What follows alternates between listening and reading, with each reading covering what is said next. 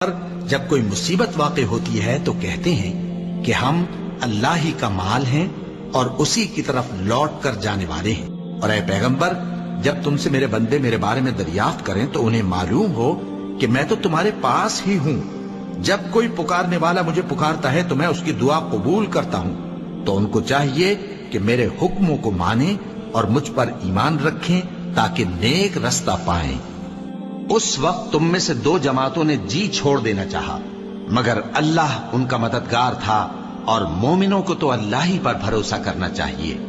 اور اس مدد کو تو اللہ نے تمہارے لیے ذریعہ بشارت بنایا، یعنی اس لیے کہ تمہارے دلوں کو اس سے اطمینان حاصل ہو، ورنہ مدد تو اللہ ہی کی طرف سے ہوتی ہے جو غالب ہے، حکمت والا ہے۔ اور بددل نہ ہونا اور نہ غم کرنا، اگر تم سچے مومن ہو تو تم ہی غالب رہو گے۔ یہ تمہارے مددگار نہیں